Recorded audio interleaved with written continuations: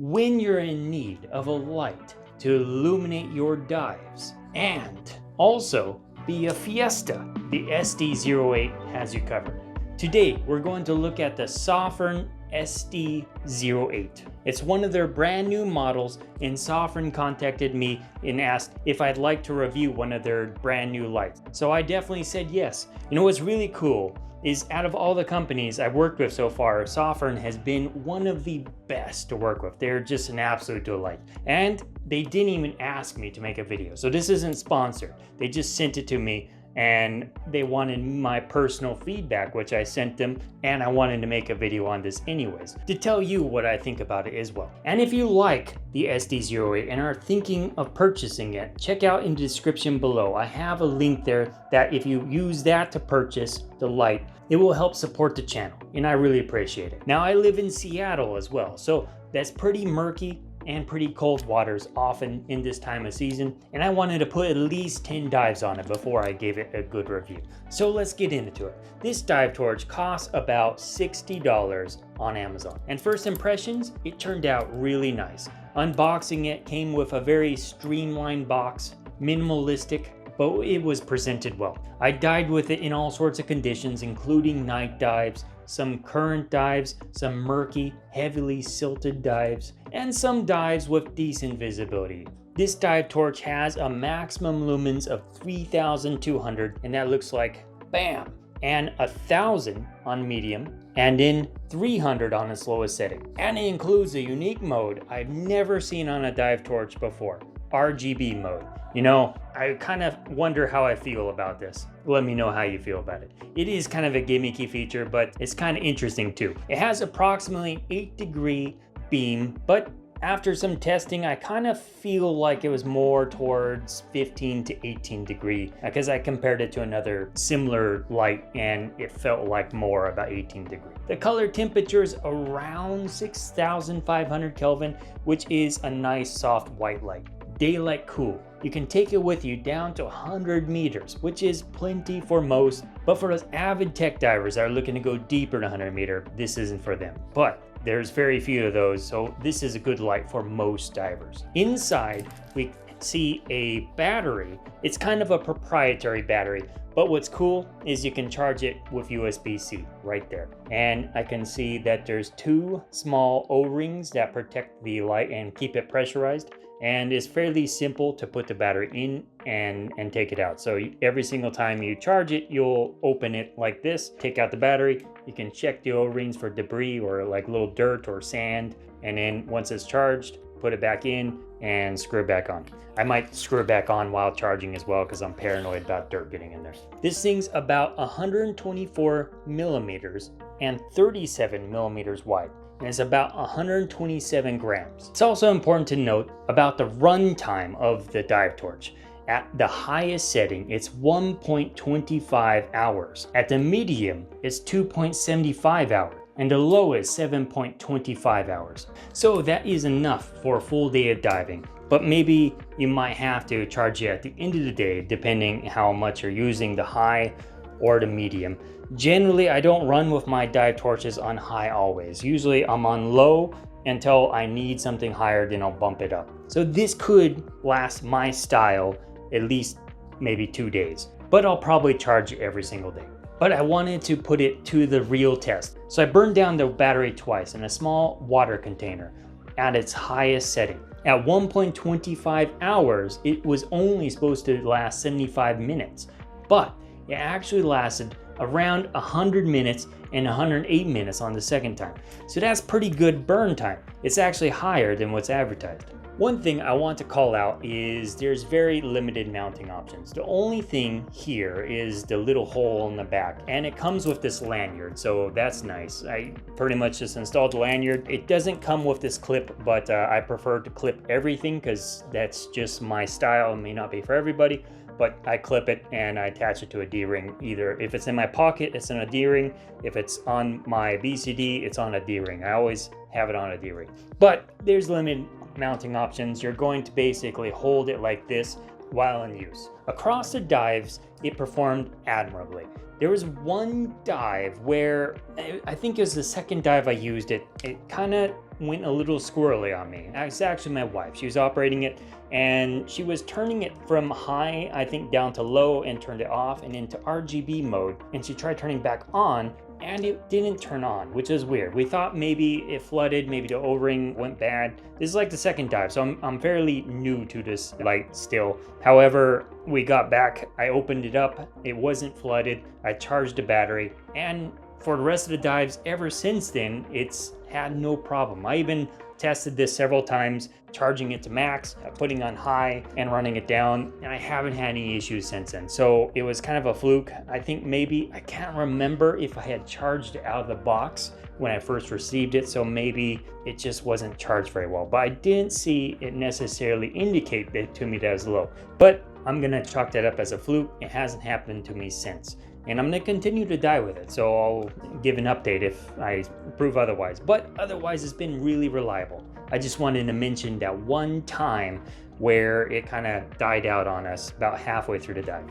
And it's just weird. It wouldn't turn back on, it wouldn't turn in RGB mode. But anyways, since I dive in the Pacific Northwest, it's cold water, so I have gloves on, so I don't have the natural feeling, but I would say it's easy to operate with gloves. One nice thing, and some may prefer this, some may hate it, it's really a personal preference thing, but this is a basically turn style switch to turn it on, off in different modes. And so one thing I noticed, like, it can be kind of challenging because you might want to like use two hands. I do like push buttons normally for my main light, especially because it's easy to find and turn on and off. But this one is actually, the resistance on it's not too bad. So when I'm using the gloves especially, I can just kind of push down. They have these little thumb holds here and I can move it side to side and click it into different modes. So that is pretty nice. I do want to point out that this is a scuba diving light for those who maybe found this review and aren't scuba divers. So if you're using this out of the water, you can expect the top to get really hot. It's designed to work in water. So they don't have heat sinks on these things. It's designed to literally dissipate into the water. So it's fine under the water. I never had any heating issues under the water, but you know, consider this to be pretty hot out of the water. Because it has a fairly narrow beam, I didn't really have too much issue with silt reflection. It's a decent width on the beam so that you have a good amount of focus while still seeing things around what you're focusing on. In terms of grip and everything, I think it's just fine. It could be a little bit bigger, but one nice thing is it's small. So it's both a pro and a con, its size. One nice thing about this is you can put it as a backup light pretty much anywhere in your gear. It's fairly lightweight and it can be reliable and it can be there when you need it. And through all the dives, aside from the one time that I mentioned, it kept color, it held up fine, and I had no issues with the lighting. One interesting thing about this dive light, it's a feature, is this color. It's really bright. I can imagine this could annoy some people, but I will say that's also a feature as well, because in a night dive or a murky situation, it can be hard to identify people. And so this, in a lot of ways, is kind of a nice identifier, unless everyone's using Sofirn lights, and I guess maybe not. But I could find my wife really easy in a crowd when she was using this thing because it really stands out. And you can see from my footage that it really shines. You can see the person wielding this thing from a distance. And so that's kind of cool. One, I guess, con is you can kind of see the green light in your eye corners while you're diving. I didn't find it a big distraction, but I could see some people not liking it. So I just wanted to point it out. It does have a nice glow effect, and that could be both to its detriment and, you know, maybe you like that. And you can always switch it to party mode. In terms of durability, this switch is not a pneumatic, it's actually magnetic. So that's pretty cool. The magnetic switch is a little bit more robust because it's not actually switching, it just has the magnets inside. So that's neat. The frame, it's aluminum and painted, and over the dives you can kind of see some scratches. You know, I think it's normal in scuba diving. You're gonna scratch your gear.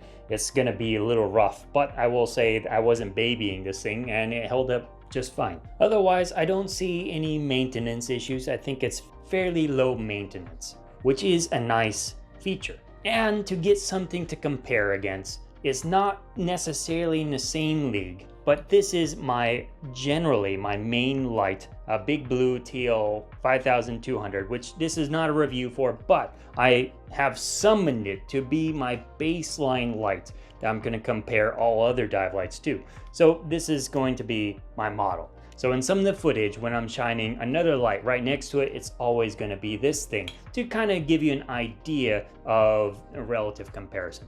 And so this thing on its highest setting is 5,200 lumens. And then each mode below that is 2,600 lumens, 1,300 lumens, and then it drops down to 520 lumens. And again, this is 3,200 lumens, 1,000, and then 300 lumens. So even on the lowest setting, boom, boom, boom, we can kind of see that they're comparable. You know, this one has a much softer, wider light. This one's a little bit more yellowish, and you can kind of see that from some of the footage I've taken as well. And it's not an apples to apples comparison. It's just to kind of give you some idea of what it looks like in comparison to another baseline. So you might be asking, who is the Sofirn SD08 For? Well, at a price point of $60, that's cheaper than any torch I bought when I first started diving. It's a pretty nice deal. Being on top of my head, a really nice backup torch. Since it has limited mounting options, it's not great for a main dive torch unless you like holding your dive torches in your hands. When I first started diving, I was okay with doing that for night dives, but it kind of gets in the way if you're doing it always, because you're kind of taking one hand out. And so I don't like to hold a torch in my hand unless I really have to. So with limited mounting options, it limits it as more of a backup torch, at least in my mind. But if you wanted to use it just for night dives, it's also a good option, and you don't mind holding it by hand. With 3,200 lumens, that's more than enough that you need for most situations. And with its fairly narrow beam, it does fairly well in murky waters. And it's travel friendly, being all you have to do is take out that battery, put that in your backpack, then you can put this in your luggage, and that battery just goes with you. And you don't need any additional proprietary chargers. You just put your USB-C, which I'm sure you have a bunch of cords for already,